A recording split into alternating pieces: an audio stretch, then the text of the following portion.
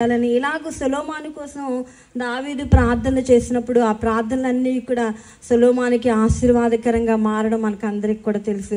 సొలొమోను గారికి ఎక్కువ మంది భార్యలు అని మనకు అందరికి కూడా తెలుసు కదా. ఇంచుమించుగా 1000 మంది భార్యలు అని మనం చెప్పుకుంటూ ఉంటాం. అందులో అది కరెక్ట్ కాదు, కానీ ప్రపంచ దేశాల్లో ఉన్నటువంటి రాజులు అంటండి వారి కుమార్తెలను సొలొమోనుకి ఇవ్వడానికి ఇష్టపడి వచ్చి ఆయనకి ఇచ్చారంటండి.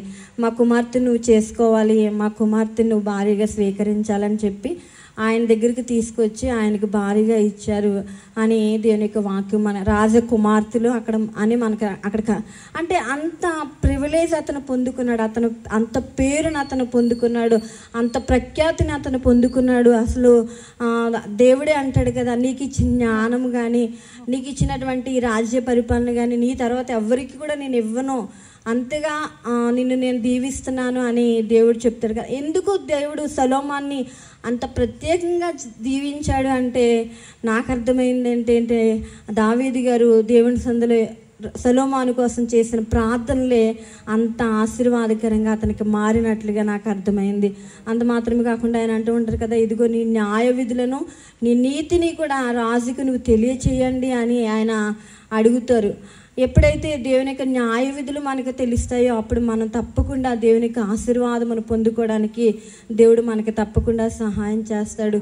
కాబట్టి కూడి వచ్చినటువంటి మనందరము కూడా దావీదు వలె ఎన్నో ప్రార్థనలు చేస్తున్నాం కదా. ప్రార్థనలు చేస్తున్న మనం అందరము కూడా నిరాశపడని అవసరం లేదని, మనం ఎన్ని విషయాలైతే దేవుని సందులో ప్రార్థనలు చేస్తున్నామో అన్ని విషయాల్లో కూడా దేవుడు తప్పకుండా మన బిడలను దీవిస్తాడని దేవుని సేవకురాలుగా నేను తెలియచేస్తూ, మరి దేవుడు దీవించిన తర్వాత మరలా మనమేం చేయాలి బిడలముగా అంటే మన తల్లిదండ్రులు చేసిన ప్రార్థనలు మనం మర్చిపోకూడదు, మన ఆత్మీయ తల్లిదండ్రులు చేసిన ప్రార్థనలు మనం మర్చిపోకూడదు.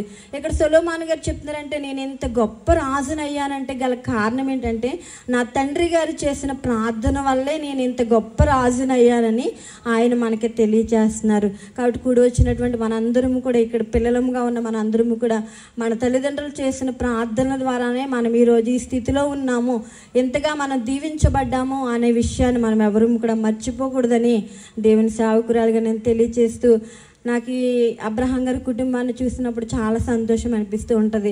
ఎందుకంటే నిరీక్షణ అమ్మగారి గురించి మనకు అందరికీ కూడా తెలుసు కదా, గొప్ప ప్రార్థనలు చేస్తూనే ఉండేవారు, ప్రార్థనలు చేస్తూ ఉండేవారు, రాత్రి పగలు కూడా ప్రార్థనలు చేస్తూ ఉండేవారు.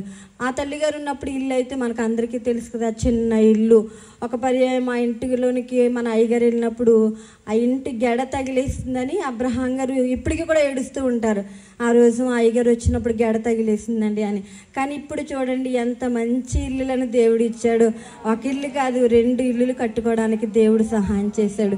అంటే మనం ప్రార్థనలు చేస్తేనండి మన బిడ్డల పరిస్థితులు మార్చబడడానికి దేవుడు తప్పకుండా సహాయం చేస్తాడు. మరి గొర్రెలను కాసుకునేటటువంటి దావీదు యొక్క కుమారుణ్ణి అంత గొప్పగా రాజుగా చేసిన దేవుడు మన బిడ్డల్ని ఆశీర్వదించడా అంటే మన బిడ్డలను కూడా దేవుడు తప్పకుండా దీవిస్తాడు. మరి ఆత్మీయ తల్లిదండ్రులుగా చేసిన ప్రార్థనలు కూడా దేవుడు ఆలకించి ఎలుపరిని చూసినప్పుడు నేను దేవుని ఎంతగానో స్తుతిస్తాను. మన అయ్యగారు ప్రతి వీధి కూడా తిరిగి ప్రతి గృహం వైపు కూడా చేతులు చాపి మరి ఇంచుమించుగా సంవత్సరానికి 6 నెలలు వాకింగ్ ప్రేయర్ చేస్తూ ఉండేవారు అయ్యగారు. అప్పుడైతే అన్ని చిన్న చిన్న గృహాలు, కానీ ఇప్పుడైతే అన్నీ కూడా మంచి మంచి గృహాలుగా తీర్చిదిద్దబడ్డానికి అసలు సిమెంట్ రోడ్లు అంటే మనకి తెలియదు, కానీ ఇప్పుడు అసలు మట్టి రోడ్లు ఎక్కడ కనబడట్లేదు, అన్నీ సిమెంట్ రోడ్లే. అంటే ఇంతగా మనం దీవించబడ్డానికి గల కారణం ఏంటంటే మొదటిగా మన తల్లిదండ్రులు చేసిన ప్రార్థన, రెండవదిగా మన ఆత్మీయ తండ్రి మన కొరకు చేసిన ప్రార్థనలు దేవుడు ఎంతగా మనం దీవించాడు. అయితే ఇది ఆరంభం మాత్రమే. రానున్న దినాల్లో ఇంకనూ మనలను మన బిడ్డలను ఇంకనూ మనం ఊహించినటువంటి ఉన్నతమైన స్థానంలో ఉండడానికి పరిశుద్ధాత్మ దేవుడు తప్పకుండా సహాయం చేస్తాడని దేవుని సేవకురాలుగా నేను కోరుకుంటూ, మరి మనమందరము కూడా సొలొమోను వలె మనం మన తల్లిదండ్రులు చేసిన ప్రార్థనలు మర్చిపోకూడదని మరొకసారి నేను మిమ్మల్ని అందరినీ కూడా కోరుకుంటూ ఈ మాటలు ముగిస్తున్నాను. దేవుడి మాటలు మన వినికిడిలో దీవించును గాక.